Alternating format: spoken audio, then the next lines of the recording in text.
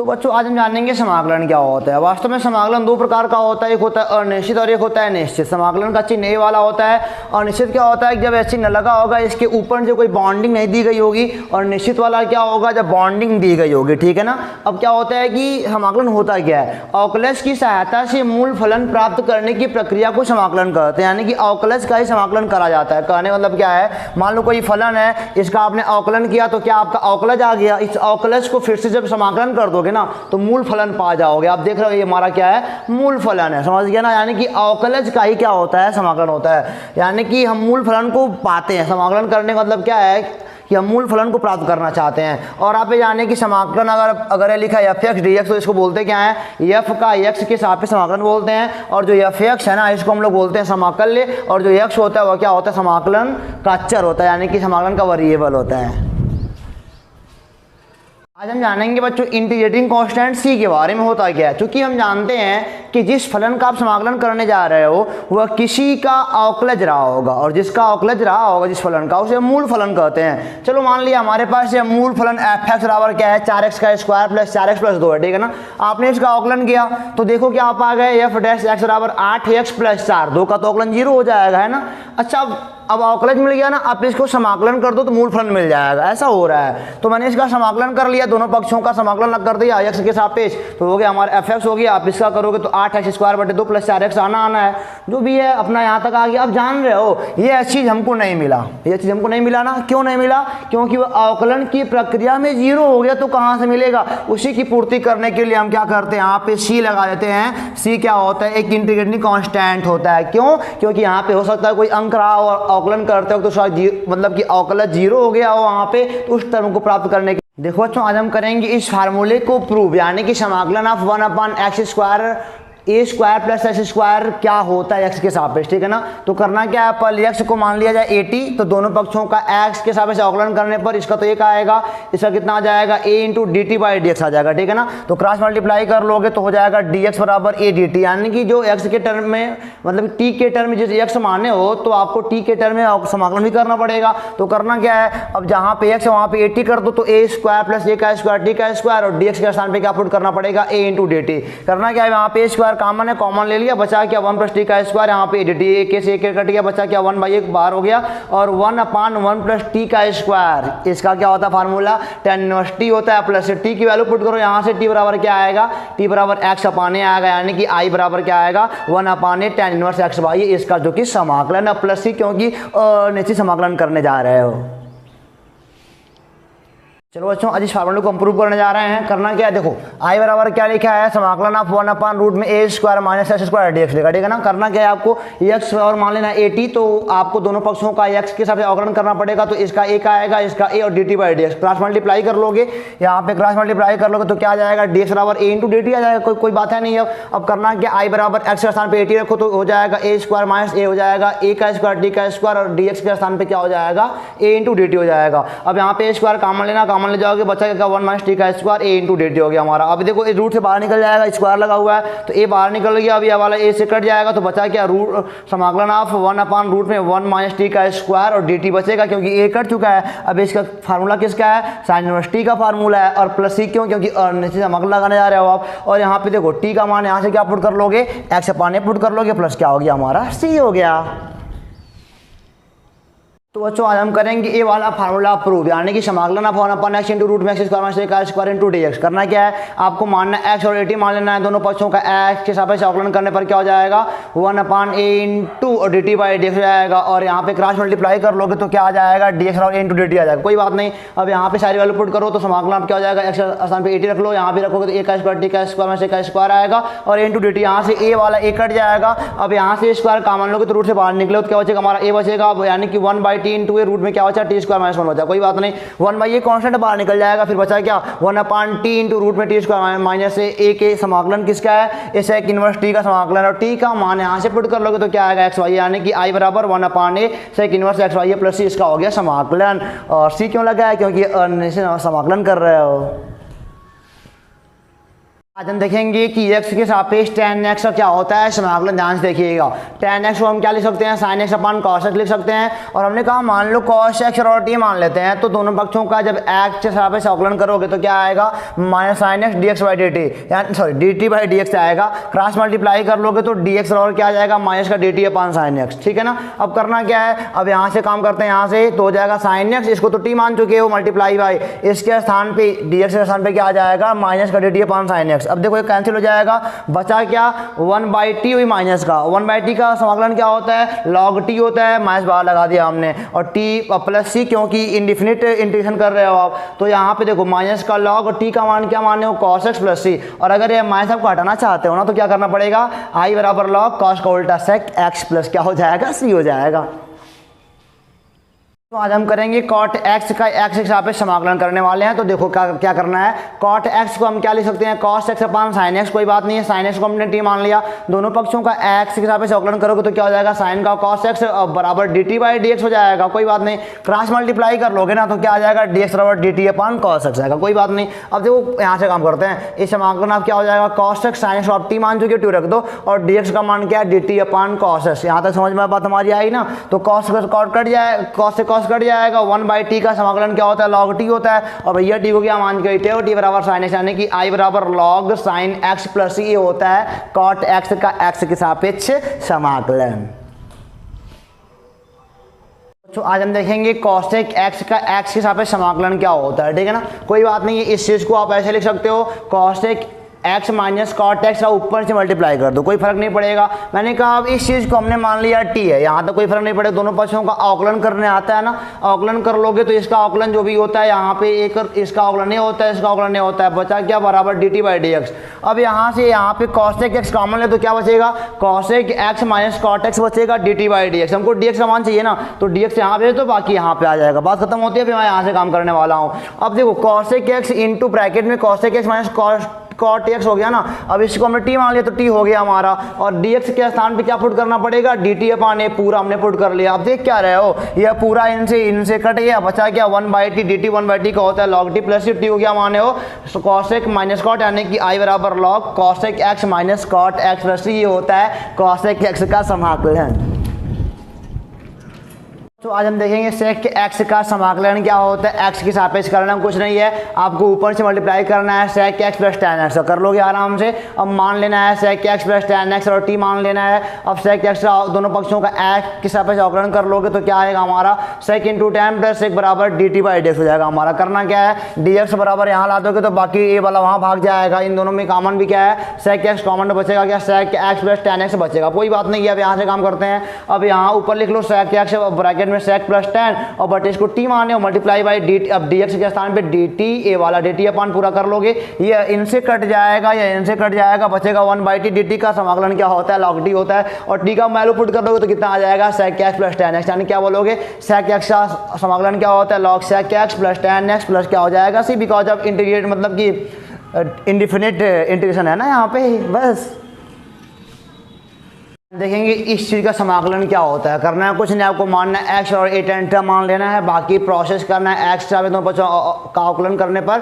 तो यहाँ तक आप dx का मान पकड़ के लेके चले आओगे, ठीक है ना। अब यहाँ पे वैल्यू पुट करो, जो भी वैल्यू पुट करोगे यहाँ वैल्यू पुट कर दी गई, और dx का मान यहाँ पे पुट कर दिया गया आराम से, कोई दिक्कत नहीं। यहाँ पे स्क्वायर कॉमन लिया गया, फिर a रूट से बाहर निकल गया, फिर a फार्मूला बचा, फिर वैसे कि स्क्वायर थीटा बना तो उससे थीटा बाहर निकल गया। अब यहाँ से देख रहे क्या रहे हो, a से a कटेगा, a से a कट जाएगा, बचा क्या sec। इसका समाकलन क्या होता है, log sec प्लस tan हो जाएगा, प्लस c हो जाएगा क्योंकि अन्य से समाकलन कर रहे हो आप। अब यहाँ पे इसको तोड़ो तो 1 प्लस tan स्क्वायर थीटा हो जाएगा, और यहाँ से tan थीटा का मान क्या हो जाएगा, x अपान a हो जाएगा। आप इनको जब मतलब कि यहाँ भी tan थीटा की वैल्यू पुट करोगे तो पूरा मान आएगा ना, तो यहाँ पे इतना मिल जाएगा, रूट में x square plus a square plus x upon a बचेगा, और log m बाई n का फॉर्मूला लगाओगे, log m minus log n लगा दोगे तो ये भी देखो कांस्टेंट है, अभी कांस्टेंट तो नया कांस्टेंट बना दे सकते हैं यहाँ पे c डैश, यानी कि इसका समाकलन क्या होता है, log x प्लस रूट में x स्क्वायर प्लस a का स्क्वायर प्लस c डैश होता है। अब हम निकालेंगे इनका समाकलन। करना है कुछ नहीं है, आपको मानना है एक्स और ए सेक थीटा दोनों पक्षों का अवकलन करना है। एक्स के सापेक्ष जो भी आएगा डीएक्स का मान निकल जाएगा, ठीक है ना। फिर यहाँ पे वैल्यू पुट करो और डीएक्स का मान क्या हो जाएगा, यहाँ पे क्रॉस मल्टीप्लाई करो तो a sec theta into tan theta into theta बचेगा। यहाँ पे वैल्यू पुट करो तो a square theta minus a का स्क्वायर। अब यहाँ पे स्क्वायर कॉमन है, बाहर निकल जाएगा, फॉर्मूला बनेगा टेन थीटा, वो भी स्क्वायर का होगा बाहर निकल जाएगा। अब ए सेक कटेगा, टेन से टेन कटे, क्या बचेगा सेक थीटा डी थीटा, यानी कि इसका समाकलन क्या होता है, ए हमारा होता है। अब सबको मतलब कि हम क्या करेंगे सेक के पद में लाएंगे, तो सेक है ही, इसको लाएंगे तो इतना बनेगा और सेक थीटा का मान कितना है एक्स अपान ए, यहाँ से बनेगा एक्स अपान ए और प्लस इसको तोड़ोगे तो कितना आएगा एक्स प्लस रूट में x square minus square upon a आएगा प्लस सी आएगा। लॉग एम बाई एन का रखोगे फॉर्मूला कितना आएगा log m minus log n. देखो ये भी कांस्टेंट है, अभी कांस्टेंट नया कांस्टेंट बना लेंगे, सीरीज बना लेंगे, आई बराबर लॉग एक्स प्लस रूट में एक्स स्क्वायर माइनस ए का स्क्वायर, ये हो गया इसका समाकलन। और यहाँ पे भैया इंडिफिनिट इंटीग्रेशन तो चीज़ लगाना पड़ेगा आपको बस। तो आज हम देखते हैं बच्चों की इसका समाकलन क्या होता है एक्स के सापेक्ष। करना कुछ नहीं है, इस चीज़ को हमने तोड़ दिया ऐसे 1 अपान एक्स माइनस ए माइनस 1 अपान एक्स प्लस ए। लेकिन दिक्कत इसके साथ ये क्या है कि इसको हम सॉल्व करेंगे ना तो आएगा 2a upon x square minus a का स्क्वायर। इसी 2a को ख़त्म करने के लिए हमने क्या किया 1 अपान 2a से गुणा कर दिया, यानी कि 2a कैंसिल हो जाएगा, हमारा पुराना वाला मिल जाएगा, कोई बात हमारी मतलब कि बिगड़ेगी नहीं, बशर्ते बन जाएगी। अब देखो क्या करना है 1 अपान 2a अपना अलग हो गया 1 upon x minus a d x को लेकर के, और ये अपना अलग हो गया 1 upon 2a 1 upon x plus ए डी एक्स को लेकर के। अब जानते हो एक इसका फार्मूला हो जाएगा मतलब कि लॉग एक्स माइनस ए और एक इसका हो जाएगा लॉग एक्स प्लस ए का 1 अपान 2 दोनों में कॉमन है, log m minus log n के हिसाब से क्या हो जाएगा लॉग एम बाई एन, यानी कि इसका समाकलन क्या होता है 1 upon 2a log x minus ए अपान एक्स प्लस ए प्लस सी। हम देखेंगे इस वाले फार्मूले को बच्चों, आई बराबर लिखा है इंटीग्रेशन ऑफ 1 अपान ए का स्क्वायर माइनस एक्स का स्क्वायर डी एक्स। कोई बात नहीं है, हमने क्या करा पर इनको दो पार्ट में तोड़ा, कुछ ऐसे तोड़ा, कुछ ऐसे तोड़ने पर क्या हुआ इनको सॉल्व जब करोगे तो आएगा 2a अपान ए का स्क्वायर माइनस एक्स का स्क्वायर। 2a हमारा एक्स्ट्रा आ रहा है, इसी को खत्म करने के लिए हमने क्या किया 2a से भाग भी दे दिया, तो कोई बात बिगड़ेगी नहीं, हमारी बात बन जाएगी यानी कि। अब 1 अपान 2 अलग कर लिया, इनका समाकलन और इनका समाकलन अलग अलग हम कर लेंगे। इनका समाकलन क्या आएगा लॉग ए प्लस एक्स आएगा और इनका समाकलन क्या आएगा इनका लॉग ए माइनस एक्स आएगा, बशर्ते आप जानते हो ना एक्स का गुणांक यहाँ पे -1 है, तो वही -1 इनको क्या बना देगा माइनस बना देगा। अब ये देखो log m minus log n का लगा दो फार्मूला, यानी कि क्या हो जाएगा इसका समाकलन बन जाएगा 1 upon 2a log m by n, यानी कि लॉग ए प्लस एक्स बटे a minus x plus c. तो ये अभी फार्मूला हमारा होता है क्लियर, तो उम्मीद करते हैं आपको समझ में आया होगा। तो इस टाइप का कोई भी समाकलन हम बड़ी आसानी से कर सकते हैं, लेकिन आपको पता होना चाहिए इसका सूत्र e पे power a x into sine b x d x बराबर होता है। इसका समाकलन क्या होता है e पे एक्स अपान ए का स्क्वायर प्लस बी का square a sine b x minus b cos b x. कुछ करना नहीं है, इस चीज़ को आपको देखो सवाल मैंने लिखा ना यहाँ पे, इसको मैं सॉल्व करता हूँ उस वाले फार्मूले के बेस पर। देखो इसको मानेंगे पहले ए और ए वाला हमारा क्या बनेगा बी। तो देखो ई पे ए एक्स यानी कि पूरा का पूरा लिखना है ई पे 3x बटे ए का स्क्वायर प्लस बी का स्क्वायर। ए का स्क्वायर 3 3 का 9 आएगा और 5 बजे 25 यानी कि 34 आ जाएगा, 25 9 34। और देखो ए साइन बी एक्स, तो ए क्या करना ए हमारा क्या है 3 और साइन बी एक्स क्या है वही साइन 5x है, और minus b cos b x, तो बी कितना हमारे पास बी है 5 और कॉस क्या हो जाएगा तो कॉस बी तो 5 ही है, कॉस 5x हो जाएगा हमारा, और ए प्लस ही हमारा क्या हो जाएगा आंसर। आपका होमवर्क यही होगा ई पे 4x इंटू साइन 4x को आप खुद करके बताओगे कितना आएगा। तो इस टाइप का हमको भी सवाल बड़ी आसानी से लगा सकते हैं, बट हमको एक छोटा सा फार्मूला पता होना चाहिए कि ई पे a x into cos b x का एक्स के सापेक्ष समाकलन क्या होता है, ई पे पावर एक्स अपन ए का स्क्वायर प्लस बी का स्क्वायर और b sine b x plus a cos b x. करना कुछ नहीं है, आपको सवाल में लिखा है यहाँ पे इसको ए मानना है, इसको बी मानना है और कुछ नहीं करना है। देखो ई पे ए एक्स यानी कि ई पे 3x बटे इसका स्क्वायर प्लस इसका स्क्वायर 3 3 का 9 और 2 2 4 9 4 हो जाएगा 13। और यहाँ पे देखो बी साइन बी एक्स ना, तो बी का मान कितना है 2 और साइन बी एक्स यानी कि 2x और प्लस यहाँ पे क्या हो जाएगा ए कॉस बी एक्स, ए का मान कितना है 3 और कॉस बी का मान 2x प्लस हमारा क्या हो जाएगा c। आपको सवाल लगाना है बट यहाँ पे हम करते हैं 4, आप लगा बताओ आपको आया कि नहीं आया। इस टाइप का समाकलन कैसे करते हैं हमको आज सीखना है। यहाँ पे देखो x पे कुछ भी हो सकता है, यहाँ पे साइन हो सकता है, कॉस हो सकता है, या फिर e पे x हो सकता है, ठीक है ना। करना क्या है, पहले इस पार्ट को तोड़ना है। आप लिखो x पे 4, पहले लिख लिया ना, फिर इसका अवकलन करो तो कितना आएगा, 4x पे 3 आएगा। फिर इसका अवकलन करो कितना आएगा, 12x आएगा, 12x² आएगा। इसका अवकलन करोगे तो आएगा आपका 24x, इसका करोगे तो कितना आएगा, 24 आएगा, बाकी 0 आएगा। यहाँ तक काम कर लोगे ना। अब चिन्हों को देख लो, यहाँ पे plus minus plus minus plus minus alternate करके चिन्ह लगा लिया हमने ना। अब यहाँ पे देखो इस वाले पार्ट को तोड़ना पड़ेगा। साइन एक्स का समाकलन क्या होता है, तो कहोगे सर माइनस का कॉस एक्स होता है। और फिर इसका समाकलन, फिर इसका समाकलन क्या होता है, कॉस का साइन, तो चिन्ह के साथ करना होगा, माइनस का साइन एक्स हो जाएगा। और साइन का फिर क्या होता है, साइन का कॉस होता है, तो हो जाएगा यहाँ पे आपका प्लस का कॉस, क्योंकि इसका माइनस वाला प्लस बन जाएगा, है ना। अब इस कॉस का समाकलन क्या हो जाएगा, साइन एक्स हो जाएगा, आपका कोई दिक्कत नहीं है ना। अब यहाँ पे क्या करना है, इस साइन एक्स का अवकलन फिर से समाकलन क्या हो जाएगा, माइनस का कॉस एक्स। और यहाँ पे तो कुछ करना नहीं है, इन सबको लाइन में लिख लो, आपका क्या बन जाएगा। बच्चों आज हम डिफिनिट इंटीग्रल की वाली प्रॉपर्टी देखेंगे जो आपके सामने यहाँ पे दिख रही है। कहता कुछ नहीं है, यह कहता है कि अगर समाकलन कर रहे हो और लिमिट लगाए हो तो कोई बात नहीं, लेकिन अगर लिमिट इंटरचेंज कर दोगे ना तो साइन क्या हो जाएगा, आंसर का चेंज हो जाएगा। यानी कि कह सकते हो अगर इसका इस वाले लिमिट पे समाकलन प्लस का 5 आ रहा है ए से बी में, तो बी से ए में अगर निकालोगे तो क्या आएगा, माइनस का 5 आएगा, ठीक है ना। बस साइन को चेंज करना, अगर लिमिट चेंज करते हो तो प्रूफ कर लो। चलो मान लो एफ एक्स का समाकलन कैपिटल का एफ एक्स आएगा, कुछ ना कुछ तो आएगा ही ना, आ गया ये वाला। अब देखो एफ एक्स का समाकलन ए से बी वाले में करोगे तो इसका तो एफ एक्स और ए से बी अपर माइनस लोअर रखोगे तो f B minus F a आना है। और इसका कर लो आर एच एस निकाल लो, बी से ए वाले में निकालोगे तो बाहर माइनस लगा है, ए से मतलब बी से ए वाले में फिर अपर माइनस लोअर करोगे तो f a minus f b आना है। और बाहर क्या लगा है, माइनस अंदर मल्टीप्लाई करोगे तो कहा जाएगा F B minus F A आ जाएगा, जो कि आर एच एस बराबर क्या एल एच एस यहाँ पे हो गया। कब हुआ, जब यहाँ पे लगाया माइनस, यानी कि जब लिमिट इंटरचेंज करते हो तो साइन ऑटोमेटिक क्या हो जाता है बच्चों, चेंज हो जाता है। तो आज हम देखेंगे डेफिनेट इंटीग्रल की ये वाली प्रॉपर्टी। ये वाली प्रॉपर्टी क्या कहती है, ध्यान से सुनिए। अगर x के सापेक्ष समाकलन कर रहे हो x एफ एक्स का, या फिर t के सापेक्ष समाकलन कर रहे हो एफ टी का, इंटरवल अगर सेम है तो वैल्यू सेम आएगा। बात खत्म करते हैं। यानी कि मान लो एफ एक्स का समाकलन कर रहे हो x के सापेक्ष तो एफ एक्स आना, मान लो इसका मान एफ एक्स आएगा। फिर अगर a से b लिमिट है आपकी तो आप जानते हो अपर माइनस लोअर करते हैं तो f B minus F a आएगा। उसी प्रकार अगर एफ टी का कर दोगे ना तो a से b में तो एफ टी का मान लो इसका वी एफ टी आएगा। अब ए से बी में फिर अपर माइनस लोअर करो फिर यही आ जाएगा। बात समझ में भी नहीं आई, चलो मान लेते हैं। चलो मान लो एफ एक्स बराबर क्या है, कॉस एक्स है, तो एक्स बराबर टी आएगा तो एफ टी बराबर क्या आएगा, कॉस टी आएगा। अब एक बार यहाँ पे रख के देख लो, कॉस एक्स मान के देख लो और यहाँ पे कॉस टी मान के देख लो। लेकिन जब कॉस एक्स करना तो यहाँ पे डी एक्स करना, जब टी करना तो यहाँ पे टी करना, देखना वैल्यू सेम आएगा। खत्म होता है, प्रॉपर्टी आराम से हो गई। तो बच्चों आज हम देखेंगे डेफिनेट इंटीग्रल की तीसरी वाली प्रॉपर्टी। कुछ नहीं कहता है, मान लो कोई फंक्शन है, आप उसका इंटरवल ए से बी वाले में समाकलन कर रहे हो, तो या तो ए से बी में कर लो या फिर आप ए से सी जाओ और फिर सी से बी जाओ। कंडीशन क्या है कि जो सी है ना वो ए और बी के बीच में होना चाहिए। कैसे, देखो जरा।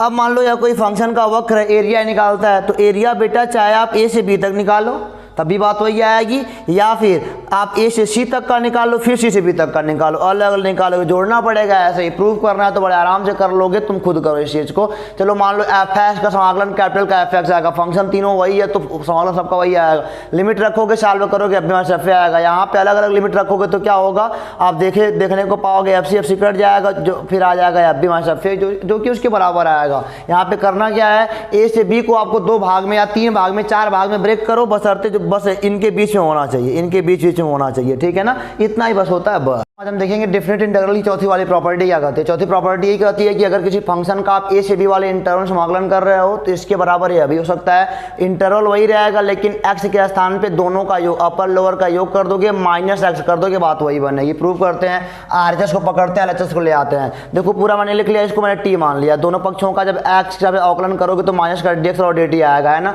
अब देखो टी माने हो तो लिमिट भी चेंज होगा। जब एक्स का मान ए था तो टी का मान क्या आ जाएगा, बी आएगा। और जब एक्स का मान बी रखोगे यहाँ से तो टी का मान ए आएगा, लिमिट चेंज हो गई। अब डीएक्स के स्थान पे क्या रखना है आपको, dt रखना है, लेकिन माइनस का dt बनेगा और यहाँ पे टी मान चुके आने की माइनस का एफ टी बनेगा। चलो ठीक है। अच्छा हमने सेकंड वाली प्रॉपर्टी में क्या पढ़ा है कि अगर मतलब इंटरचेंज कर देंगे इसको लिमिट को तो यह वाला माइनस एक माइनस और लग जाएगा यानी कि प्लस बन जाएगा। और पहली वाली प्रॉपर्टी हमने क्या पढ़ा है कि ए से बी वाले में एफ टी डी टी, ए से बी में एफ एक्स डी एक्स, बात एक ही है यानी कि प्रूफ भी होता। समझिए हमारी बात को ना।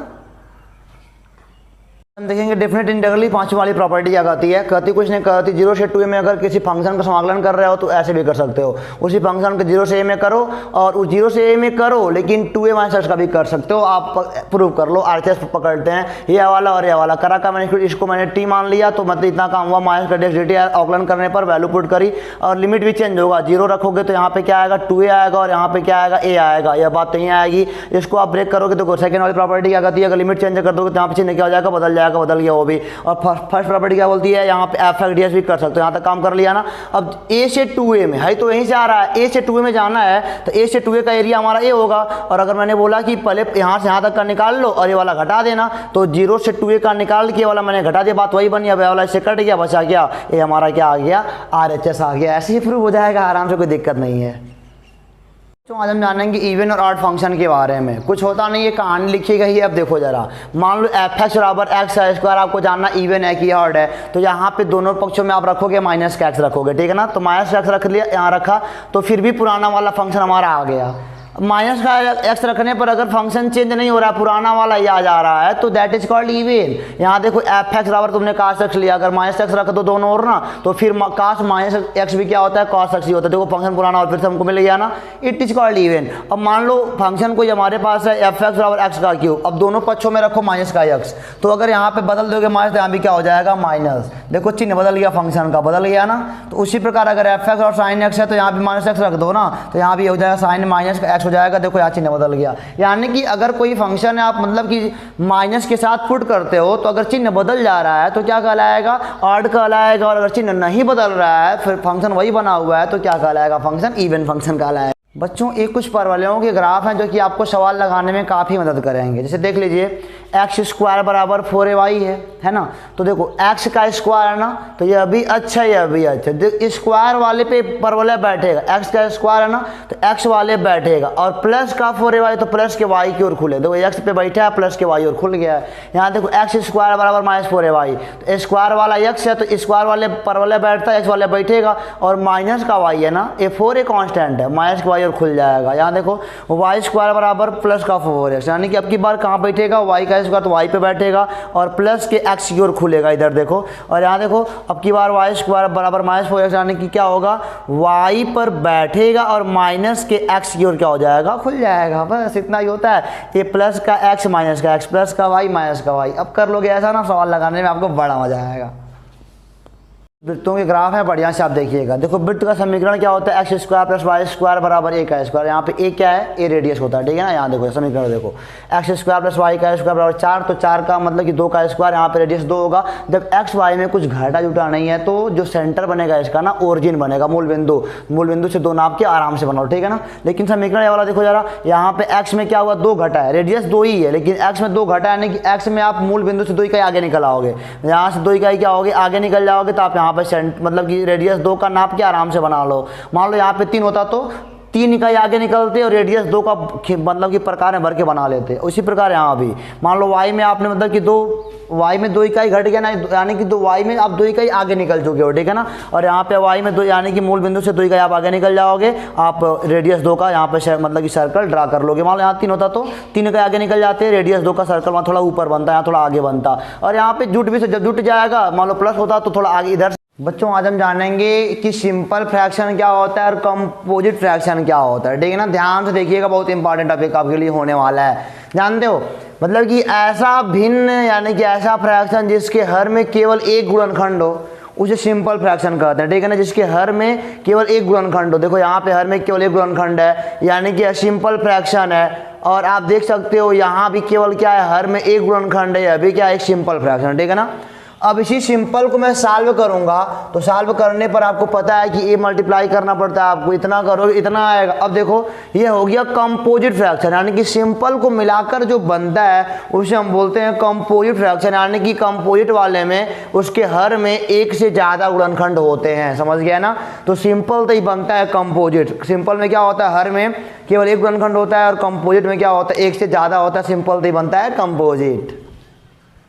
तो आज हम जानेंगे प्रॉपर फ्रैक्शन क्या होता है, इम्प्रॉपर फ्रैक्शन क्या होता है। देखना, देखो प्रॉपर क्या होता है। प्रॉपर फ्रैक्शन ऐसा फ्रैक्शन है इसमें हर वाली घात अंश वाली घात से बड़ी होती है। तो जब कभी ऐसा आपको दिखेगा कि हर वाली घात अंश से बड़ी है तो क्या बोलोगे, देखो यहाँ पे घात 2 यहाँ पे 1 है तो प्रॉपर हो गया। और इम्प्रॉपर क्या होता है, जब अंश वाली घात हर वाली घात से बड़ी या बराबर हो जाए तो इम्प्रॉपर बोलते हैं। देखो यहाँ पे मैंने लिखा ना, गुणा करके यहाँ पे लिखा है, ऊपर वाली भी घात नीचे वाली घात 2 है ना, ये क्या इम्प्रॉपर है। या फिर ऊपर वाली घात 3 होती नीचे की 2 होती तभी इम्प्रॉपर बन जाता, ठीक है ना। यानी कि जब अंश वाली घात बड़ी होगी हर वाली घात से तो बनेगा इम्प्रॉपर। इम्प्रॉपर से प्रॉपर बदला जा सकता है। आप इनको भाग दो आराम से, जो नीचे आएगा ऊपर आएगा, भागफल आएगा, ये कटेगा इतना आएगा। अब इस चीज को जानते हो, लिख सकते हो 1 + 3/x² - x - 2। देखो अब ये प्रॉपर में आ गया। देखो प्रॉपर है ना, यहाँ पे घात 0 है और यहाँ पे नीचे 2 है तो फॉलो कर रहे, प्रॉपर हो गया। ये तो खैर छोड़ो, यानी कि इम्प्रॉपर को प्रॉपर में बदलने का यानी हमारा भी पूरा होता है। बच्चों आज हम सीखेंगे कंपोजिट फ्रैक्शन को ब्रेक करने का तरीका नंबर 1। तरीका नंबर 1 में क्या होता है कि मान लो आपके पास लीनियर फैक्टर हर में है। लीनियर फैक्टर मतलब कि घात 1 वाले गुणनखंड हैं और रिपीट नहीं किए हैं, ठीक है ना। और एक बात और ध्यान दीजिएगा, वही टूटेंगे कंपोजिट जो कि प्रॉपर में होंगे, ठीक है ना। प्रॉपर को देखने के लिए आप पीछे का वीडियो देख सकते हो। तो तरीका क्या होता है, गुणनखंड लीनियर होने चाहिए और रिपीट नहीं कर रहे होने चाहिए। जब रिपीट नहीं करेगा तो जितने गुणनखंड होंगे उतने कांस्टेंट आपको मानना पड़ेगा। मान लो यहाँ पे तीसरा वाला था तो यहाँ पे सी मानना पड़ता, चौथा डी मानना पड़ता, इतना कर लोगे। अब एक बार इतना कर लोगे और ए और इनको क्रॉस मल्टीप्लाई करके सॉल्व कर लोगे। नीचे से नीचे वाला कर देगा, यहाँ पे एक बराबर इनका गुणा भाग करोगे जो भी आपका आएगा। यहाँ पे 0 × x+1 करना बराबर, यहाँ से x कॉमन लोगे a + b आएगा और कांस्टेंट टर्म अलग हो जाएगा। अब x के गुणांकों की तुलना यहाँ से कर लोगे 0 से और कांस्टेंट का कांस्टेंट से कर लोगे तो a और b का मान आपका निकल जाएगा। a बराबर है b बराबर -1 यहाँ पे पुट कर लोगे। देखो वही आ गया, हमारा कंपोजिट क्या हो चुका है, ब्रेक हो चुका है। उम्मीद करता है आपको समझ में हमारी आई होगी। तो आज हम सीखेंगे कंपोजिट फ्रैक्शन को तोड़ने का तरीका नंबर 2 क्या होता है। अब आप जानते हो कंपोजिट वही टूटता है जो मतलब प्रॉपर में होता है, अपना प्रॉपर तो है। लेकिन तरीका नंबर 2 क्या है, लीनियर फैक्टर हमारे पास होना चाहिए। लीनियर में सब कुछ है और यहाँ पे रिपीट हो सकता है। रिपीट यानी देखो x - 3 2 बार लिखा गया, रिपीट हो गया ना। अब इनको तोड़ना कैसे, देखो ये वाला गुणनखंड पकड़ेगा a/x+2। अच्छा इसको सॉल्व करोगे अधिकतम बात 3 आएगी ना, यानी कि हमारे पास 3 कांस्टेंट होने चाहिए। अब यहाँ पे एक बार सिंगल करना b/x - 3, एक बार बेटा डबल वाला करना तो x - 3 का स्क्वायर वाला हो जाएगा, यहाँ पे तीसरा वाला आएगा। अगर क्यूब होता तो आगे फिर जाता d/, आता, ठीक है ना। लेकिन जितनी बार जाएगा उतना बार मतलब कांस्टेंट हमको लेना पड़ेगा। 2 बार गया तोड़ के 2 कांस्टेंट लिया हमने। अब इनको आपको सॉल्व करने के लिए हमारा वीडियो चैनल और देखना पड़ेगा क्योंकि लंबा है तो कैसे समझाएंगे आपको। बस तोड़ने का तरीका आप जान गए तो वहाँ से जाके आराम से आप देख सकते हो कैसे a, b और c का मान निकाला गया, ठीक है। तोड़ने आपको आ गया, एक अच्छी बात है।